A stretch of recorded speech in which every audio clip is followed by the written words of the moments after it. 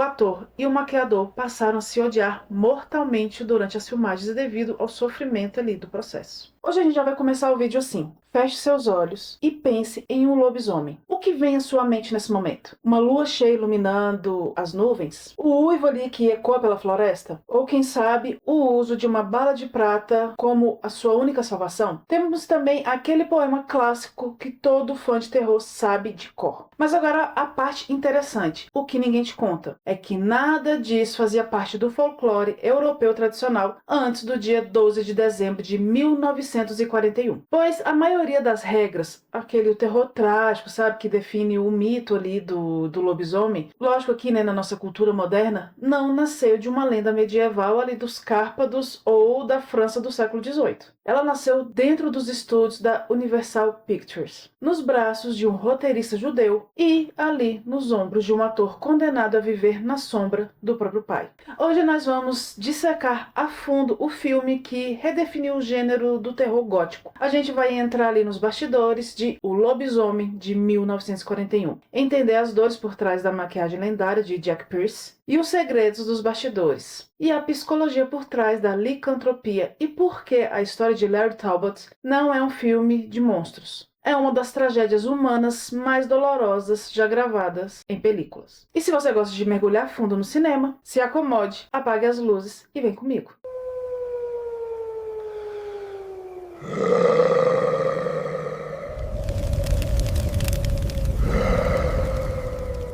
E lógico, para entender o impacto de O Lobisomem, a gente precisa fazer uma viagem no tempo e desembarcar nos Estados Unidos, ali no final de 1941. E como é que estava nessa época? O mundo estava pegando fogo. A Segunda Guerra Mundial devastava ali a Europa e exatamente 5 dias antes do lançamento do filme ali nos cinemas americanos, o ataque a Pearl Harbor aconteceu. E o que ocasionou de empurrar os Estados Unidos direto para o conflito. A Universal Pictures já era a casa dos monstros. Ela tinha revolucionado o cinema ali nos anos 30 com Drácula e Frankenstein em 1931 e A Múmia em 1932. Mas ali no início dos anos 40, o público estava anestesiado. O terror real dos jornais parecia muito mais assustador do que um vampiro de capa. Mas a Universal precisava de um novo tipo de monstro, um monstro ali que refletisse o medo do homem comum de perder o controle de si mesmo e se tornar uma fera destrutiva sem querer. E é aí que entra o roteirista Kurt Siodmak, ou é Siodmak, alguma coisa assim, tá? Pronúncia aí depois a gente vê, vocês pesquisem. Kurt era um escritor judeu que tinha fugido da Alemanha nazista nos anos 30. Ele conhecia ali de perto o terror de ver uma sociedade civilizada se transformar ali da noite para o dia. Transformar em quê? Em monstros movidos pelo ódio. Kurt foi contratado para escrever o roteiro, o que ele fez a partir do zero, pois ele inventou ali toda essa lore moderna do lobisomem que a gente conhece hoje em dia. E sabe aquele poema famoso? Vamos para o poema. Mesmo o homem de coração puro que faz suas orações à noite pode virar lobo quando floresce o acônito e a lua do outono brilha. Você já tinha ouvido esse poema? Deixa aqui embaixo nos comentários. Muitos historiadores na época acharam que Kurt tinha pesquisado um poema antigo na Europa, mas não foi nada disso. Ele inventou o poema sozinho em sua máquina de escrever. Ele também inventou que a prata era a única fraqueza da fera e introduziu o conceito da marca do pentagrama na palma da mão da próxima vítima ali do lobisomem. Kurt Siodmak criou sozinho uma mitologia inteira que o cinema usaria pelos próximos 80 anos. Agora vamos para a história do filme. Pois tudo começa com o retorno de Lawrence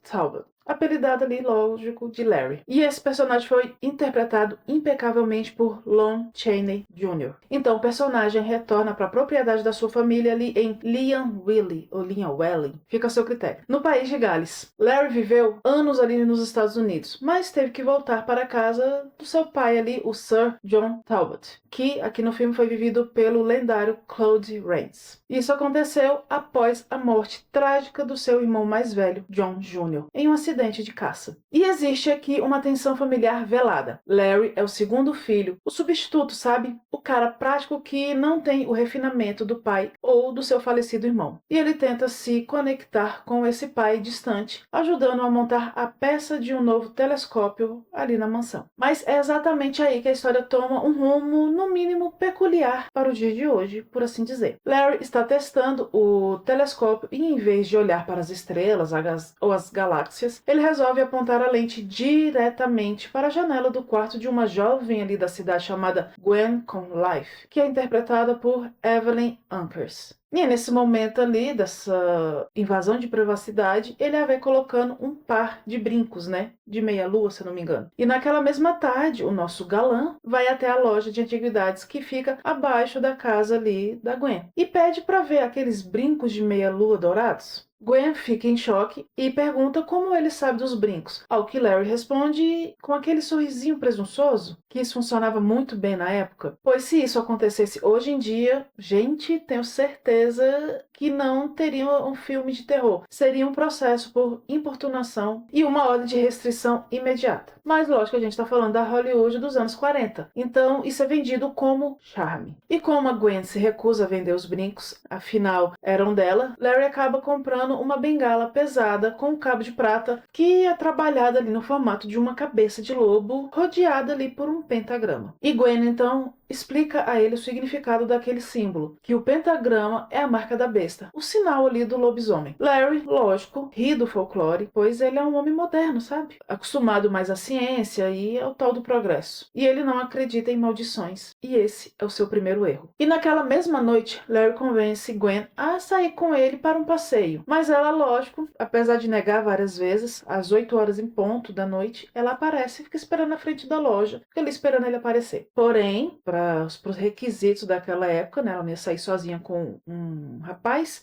então ela chama uma amiga dela, a Jenny, para ir junto. E os três decidem visitar o acampamento cigano que acabou ali de chegar à cidade. E enquanto a Jenny, que é a amiga ali da Gwen, entra na tenda do cigano Bela, que é interpretado pelo icônico do terror Bela Lugosi, ela pede ali para esse personagem para ler a sua sorte, enquanto Larry e Gwen vão dar ali uma caminhada pela floresta. E é aí que o destino é selado.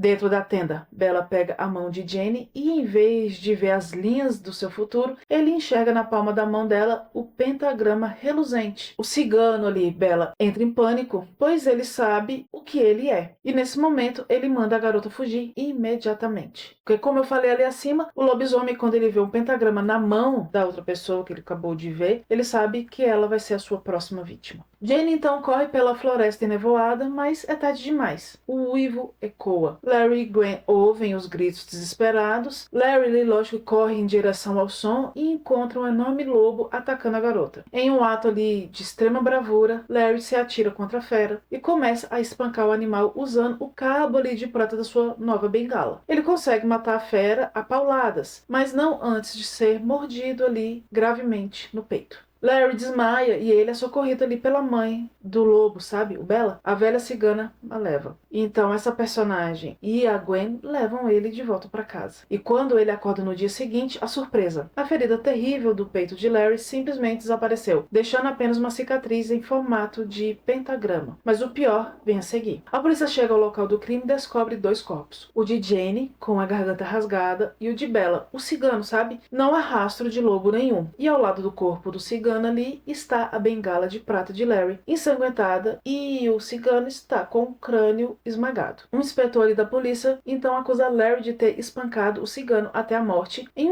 como se fosse um caso de surto, mas Larry tenta explicar que ele matou o lobo e que ele jura que era um lobo, o que na realidade para ele, para aquele momento, sim, o cigano estava em forma de lobo. Mas ninguém acredita. Para a sociedade e o seu próprio pai, Larry é apenas um homem perturbado sofrendo de um trauma violento. E aqui nós chegamos ao coração técnico e artístico do filme, pois a lendária transformação é o trabalho do mestre da maquiagem, Jack Pierce. E quando a noite de lua cheia finalmente chega, a maldição se manifesta. Larry Talbot se senta na sua cama e começa a sentir os sintomas, sabe? Pelos surgem em seus pés, suas unhas viram garras e seu rosto se deforma e ganha presas afiadas. Agora uma pequena curiosidade. Hoje em dia, os atores passam por maquiagem com próteses de silicone leves e que são complementadas ali por efeitos digitais. Em 1941, o processo era uma verdadeira tortura medieval. Jack Pierce, o maquiador usava cabelo de yak, que é um boi ali tibetano, e ele colava fiapo por fiapo na pele ali de Lon Chaney Jr. e dando sequência no processo ali, queimando a pele do ator com uma cola especial chamada colódio. E depois o maquiador usava um maçarico pequeno para queimar e moldar as pontas dos pelos no rosto do ator. E para gravar a famosa cena da transformação, gradativamente, Chaney tinha que ficar imóvel por horas. Eles gravavam alguns quadros do filme, paravam a câmera e o maquiador colava mais uma camada de pelo e alterava a maquiagem. E assim eles iam gravando quadro por quadro, sabe? O ator passou mais de 10 horas preso na cadeira de maquiagem para gerar apenas alguns segundos de cena na tela.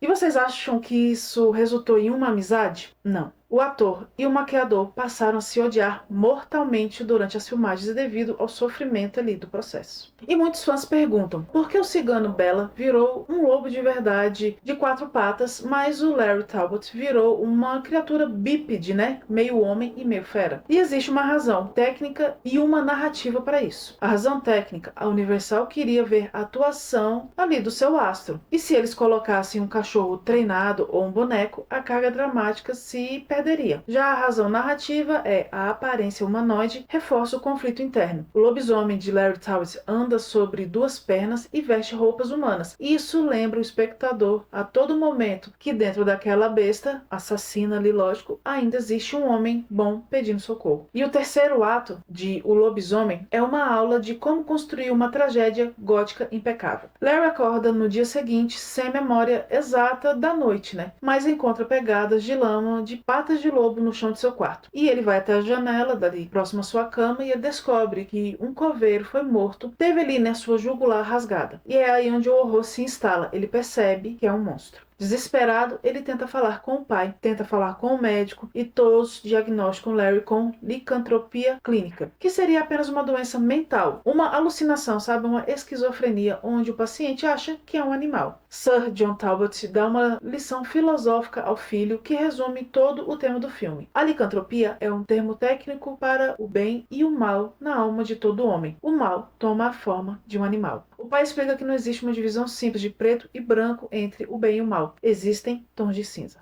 E na noite seguinte, sabendo que vai se transformar novamente, Larry quer ir embora ali do vilarejo. Mas aí seu pai, achando que ele só tá delirando, vai tentar dar uma solução. Aí ele vai levar ele para uma sala, vai amarrá-lo ali a uma cadeira e vai trancar a sala, achando que isso vai conseguir impedir, né? E também para poder provar que ele tá simplesmente com alucinação, né? Ele tá imaginando aquilo tudo. Que tudo que ele tá falando não tá acontecendo na realidade. Então ele simplesmente amarra o filho, tranca a sala e sai. E vai com os homens da cidade para caçar a fera que ronda a floresta, porque eles ainda estão jurando que é uma fera de verdade, né? Outra fera, que não o filho dele. Mas antes de sair, Larry implora para que o pai leve a bengala, né? Pois ela tem cabo de prata e, como a gente já falou no início, foi onde surgiu essa parte, né? Prata mata o lobisomem. Mas lógico, mesmo com todas essas precauções, a fera acaba se soltando das amarras. E na floresta enevoada, Gwen está procurando por Larry quando ela é encurralada ali pelo lobisomem. Ela grita descontroladamente e os caçadores ouvem os gritos e correm para o local.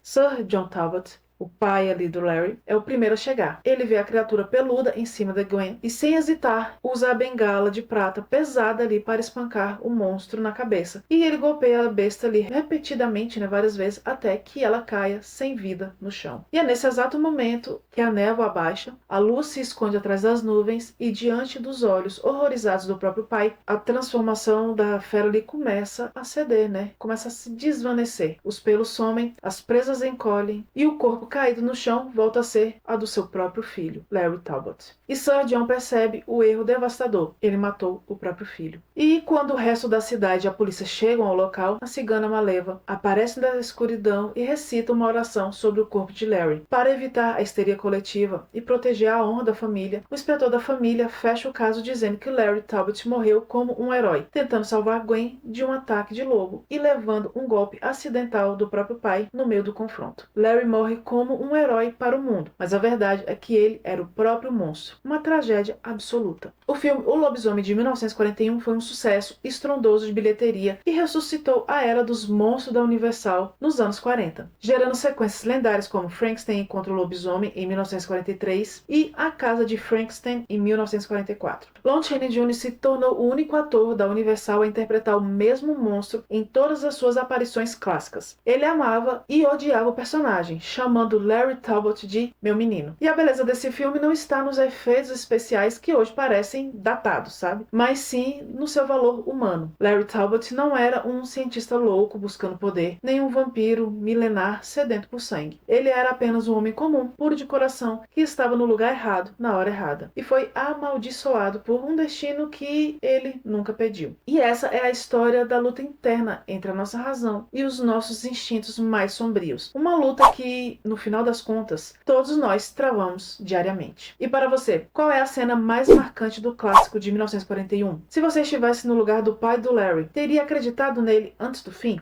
Deixe a sua opinião aqui embaixo nos comentários. Se inscreva no canal para não perder o nosso próximo mergulho pelo cinema clássico e ative o sininho e muito cuidado na próxima noite de lua cheia. A gente se vê no próximo filme. Então, imortais como sempre, até a próxima!